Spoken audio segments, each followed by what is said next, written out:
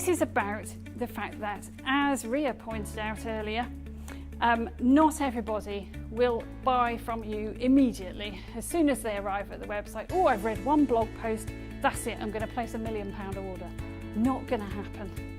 Most of the time, most of your website visitors will come in, they'll read some stuff, they'll have a good look around, they'll think, yeah, looks interesting, but I'm not quite ready to make a decision yet. They'll go away, they'll do some other stuff, and maybe they'll come back another day, or maybe they won't. So how do we keep ourselves in their mind's eye and keep reminding them that we exist? There's a few different ways of doing it. So one of them is remarketing. So have you ever seen an advert slightly spookily following you around the web after you've been to buy something and then changed your mind? That product just follows you everywhere. Yes. Well, I'm sorry, but that might have been us. Because we set up a lot of those ads, and they are slightly annoying and sometimes slightly spooky for the people on the receiving end. But for advertisers, they really do work because they actually don't cost very much to run. You're only running ads to the people who've been on your website before, and you only pay for them when people click on them.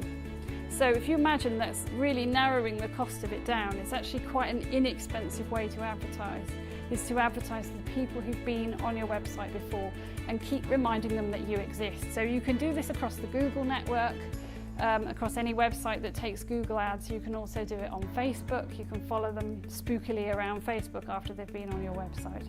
So remarketing is a really powerful tactic that just keeps reminding them that you exist. And you can go quite sophisticated with them, so they don't have to be just bash, bash, bash away the same advert at you every single time. You could have a whole series of different adverts that show to them over time as they kind of go through the buying cycle. So you can show people different ads according to which parts of your website they've been on. So if they've looked at one particular product, you can then show them that product again. Or if they've looked at a particular service, you can show them that service. You can choose to only advertise to people who spent more than a minute on your site. So hopefully narrowing it down to only the people who are really likely to be interested. So that's one way of reminding people you exist. A couple of other ways. So Ria mentioned earlier about having something like an ebook. So you'll see the example there on the left. Somebody is offering a complete guide to mobile advertising for 2015. Well, it's slightly out of date here, but I had to choose this one because it's got a bob on it.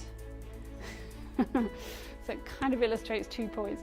So you can offer something that people can download or print off, keep on their desk, something that's going to remind them of you after they've finished their visit. And don't forget good old email, getting people to sign up for your mailing list in one form or another, so that you can then drip, drip, drip, keep reminding them, sending them your latest offers. And hopefully eventually they will come back and become your customer.